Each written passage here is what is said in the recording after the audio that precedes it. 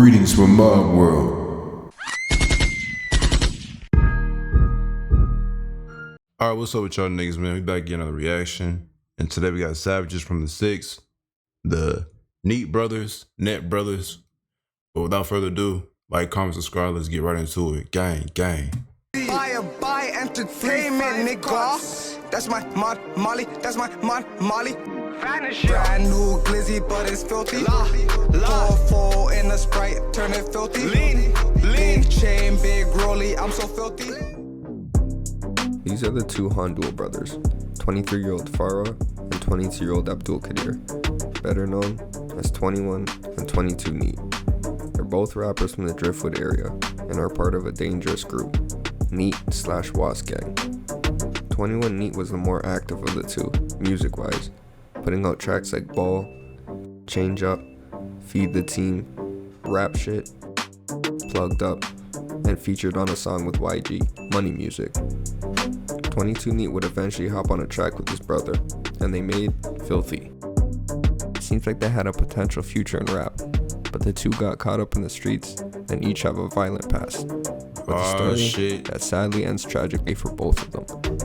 So today, on Savages from the 6, we'll take a look at the Neat Brothers.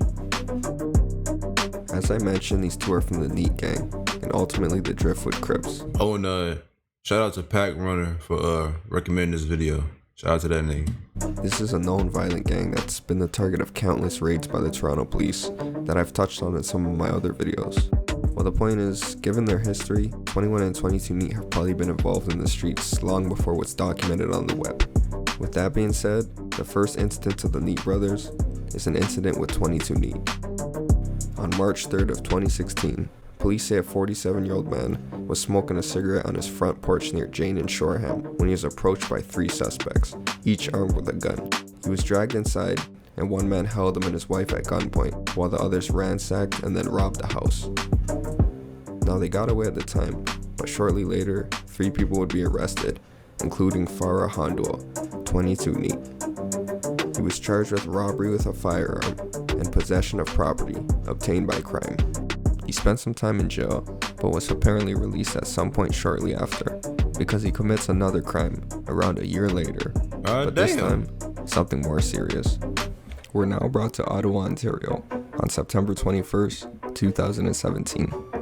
Police came to 1500 Caldwell Avenue in the early afternoon, after a report of shots fired in the area. When they arrived, they found one man suffering multiple gunshot wounds. He was rushed to the hospital, but was pronounced dead. The victim was identified as Hamza Sirhan. He was 20 years old. Rest in peace. A neighbor, who didn't want to be identified, claimed to have witnessed the killing. But yeah, I can tell these little niggas, I can already tell they bad news, bro. They bad fucking news. They don't give a fuck about nobody, nigga. They some real demons. I can already tell, bro. They some real motherfucking demons. These niggas don't give a damn. They don't give a fuck. Saying he saw a group of men knock on Hamza's door. And once he answered, one of them opened fire, striking him in his chest and back. The neighbor said that it was about money, and the murder was a quote-unquote debt being settled. Hamza's brother would also end up being killed just a year later, but the police don't believe the shootings were connected.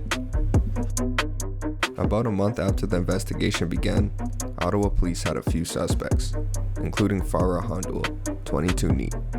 He was declared the sole shooter, although the neighbor who witnessed the shooting claimed that the other men had guns too.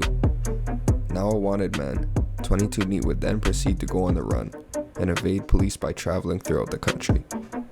While he stayed in the shadows and kept his head low, his brother, 21 Neat, would soon find himself involved in a similar situation. There's been a newfound beef between two areas in Toronto, Driftwood and Regent Park, or essentially Was/Neat Gang versus Halal Gang. This feud can be traced back to a brutal shooting that rocked the city and the entire hip-hop industry, and really brought gang violence to the forefront in Toronto. This beef would just be the latest addition in Driftwood's list of foes. This brings us to the next unfortunate event in our timeline. This incident takes place in the downtown entertainment district of Toronto on June 30th, 2018, during a busy summer evening. A popular Regent Park rapper, Smoke Dawg, was with his brand manager Koba Prime standing outside of Cube nightclub, located near Queen and Spadina. Police say that suddenly at least 2 men approached Smoke Dawg and fired a series of shots. Smoke Dawg was struck in his head, and his brand manager was also hit multiple times. A woman was also severely wounded in the incident. The suspects quickly fled in an SUV. Yeah, them niggas don't give a fuck. Smoke Dawg, whose real name is Javante Smart, was pronounced dead at the scene. Rest in And his peace. brand manager, Cobra Prime, named Ernest Modicway, was taken to the hospital but died shortly later. Rest in peace. Now there's some pretty graphic images online showing Smoke Dawg laying on the street, bleeding while people rushed to his aid. It was a brazen and brutal broad day killing, and the police quickly began investigating the shooting. By July 11th, less than 2 weeks after the murder, the police had suspects and put warrants out. The first suspect was Abdul Qadir Handul, 21 neat. The second suspect was identified as 16-year-old Keyshawn Jones. They both faced 2 first-degree murder charges, as well as an attempted murder charge for the woman who was wounded in the incident. Both suspects were on the run, and the police began their search countrywide for the pair. This search would last just over a year. On July 4th of 2019, in Burnaby, British Columbia, police were investigating a potential hostage kidnapping situation at a building in the 4900 block of Sanders Street. They entered the apartment in question, and 3 men leaped over the balcony, trying to escape. 2 of them managed to drop to a balcony just 1 level below, but 1 man actually fell all the way to the ground, suffering severe God injuries. damn. They all ended up being arrested, and the hostage in question was safe. One of the men arrested ended up being none other than Abdul Qadir Handul. Yeah, that 21. nigga's a demon. On top of the charges he already had, he now faced kidnapping and forcible confinement charges. He was quickly extradited to face his more serious Ontario charges first. The second suspect in the murder of Smoke Dawg, Keyshawn Jones, is still on the run to this day. The fuck? Now with 21 neat locked up for the murder, the focus shifts back to the older neat brother, 22. At this point, he's been on the run and managed to evade law enforcement for over 2 years. About 27 months to be exact. They gonna catch him And eventually. they would never end up catching him, because unfortunately, someone else seemed to be after 22 neat as well. Man, bro. Yeah, that shit crazy. That nigga on the run. Shit, I don't, have they caught him yet? Well, that nigga still on the run, bro. Cause they said somebody else was after that nigga, so I don't know. This shit is wow. Next event happens in Calgary, Alberta, on the cold night of December 26, 2019, just before a new year.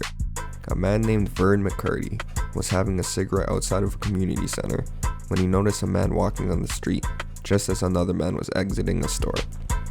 Vern claims that it seemed like the 2 men recognized each other, and one of them suddenly took off running. The man chased the other through the streets and ended up shooting at the man 6 or 7 times before fleeing. Police and paramedics rushed to the scene, and they found a man already deceased, laying in the middle of the road. That was that The nigga. victim was Farah Handul, 22 neat. Now the police quickly came up with a suspect in relation to the shooting, a man named Mohammed Hussein Ahmed from Toronto. He fled Calgary and into Saskatoon after the murder, but eventually made his way back to Ontario. Police tracked him, and he was arrested on January 6 of 2020 in connection to the shooting. Now there's some theories for a reason why 22 neat was killed. Some people say that he was actually the person responsible for killing YS, a fellow Driftwood rapper who was found shot in a Surrey, British Columbia home. So there's some speculation that it was a revenge killing. Now I'm still not sure why 22 neat would want to kill YS, since they were from the same area and seemingly from the same gang. A piece of evidence that that's supports crazy. the revenge killing theory is the fact that the person arrested in connection to the shooting, Muhammad, happened to be from Toronto as well. And also the police said 22 neat was only in Calgary for a few days before his murder, so he could have been in BC at the time YS was killed. Police in Calgary claimed to have collected surveillance footage from around the area, and they determined that the suspect Muhammad and the victim 22 neat knew each other, but were unsure of a motive for the killing. YS and 22 neat's murders happened just a few days apart, so it makes it seem related, although there still hasn't been any convictions for either of their murders, just an arrest. At the time that 22 died, 21 neat was already in jail for a few months, so he would have received the tragic news that his older brother passed away while behind bars. The Neat brothers seem to live a crazy. And that's sad too, bro. Like, it don't even have to be like related to gang shit. Just being in prison and hearing your brother dead, bro. That shit, yeah. I'll turn any nigga cold, bro. if you in that bitch for life, yeah, it's up. It's over, nigga. Yeah, you don't give a fuck at that point. Life, and they were still young. They caused a lot of mayhem and only escalated beef in the city with the killing of Smoke Dawg. They definitely left their mark on history of not only Toronto streets, but all of Canada. For now, all we can say is rest in peace to all those who passed away in the incidents of this story. Yeah, man, that's what the end of this video, bro. Yeah, these neat niggas, they some real demons, bro. They some real demons, nigga. Toronto's fucking crazy, bro. I'm telling y'all, Toronto. I never knew about Toronto. The only thing I knew about Toronto was a fucking basketball team, fucking the Raptors and shit. I thought Toronto was a boring ass, safe ass city, but apparently not. Hell no. It's just like any other fucking city, bro. Damn. But yeah, man, that's gonna be the end of this reaction. I'll see you boys in the next one. Peace.